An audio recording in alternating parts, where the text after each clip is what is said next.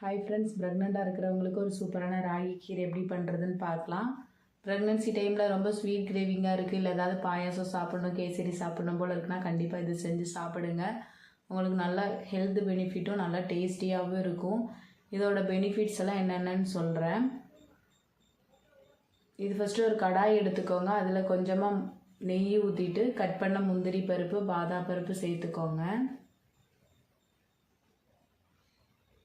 இது நல்லா ஃப்ரை பண்ணிடுங்க. நீங்கள் இதை ஃப்ரை பண்ணாமல் அப்படியே பச்சையாக கூட சேர்த்துக்கரலாம். ஃப்ரை பண்ணிவிட்டு தனியாக எடுத்து வச்சுருங்க. இப்போ ஒரு பாத்திரத்தில் 2 டேபிள் ஸ்பூன் அளவுக்கு ராகி சேர்த்துக்கோங்க. ராகி உங்களுக்கு கம்மியாக வேணும்னா நீங்கள் 1 டேபிள் ஸ்பூன் மட்டும் சேர்த்துக்கலாம். இதில் கொஞ்சமாக தண்ணி சேர்த்துட்டு நல்லா கட்டி இல்லாமல் மிக்ஸ் பண்ணிக்கோங்க. ஏன்னா கட்டி இல்லாமல் இருந்தால் தான் கொஞ்சம் நல்லா டேஸ்ட்டாக இருக்கும். இந்த மாதிரி எந்த கட்டி இல்லாமல் மிக்ஸ் பண்ணிடுங்க.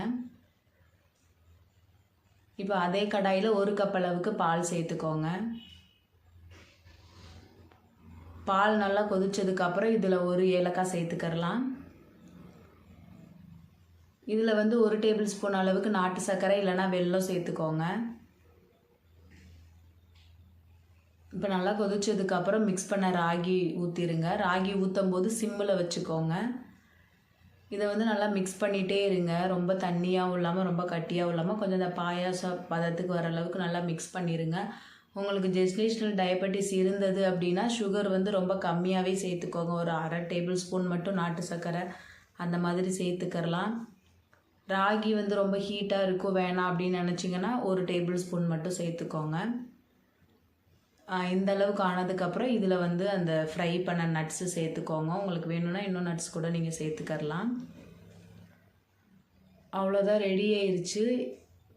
இது நீங்கள் மிட் மார்னிங்கில் குடிக்கலாம். ஒரு 11 o'clock அந்த மாதிரி டைமில் குடிக்கலாம். இல்லைனா ஈவினிங் டைம்லேயும் குடிக்கலாம். இதில் நிறைய அயன் இருக்குது, அப்புறம் கால்சியம் இருக்குது. ஹீமோக்ளோபின் நல்லா அதிகமாகும். கால்சியம் இருக்கிறதுனால குழந்தைங்களோட போன் டெவலப்மெண்ட்டுக்கு ரொம்ப நல்லது. நல்ல ஃபைபர் இருக்குது.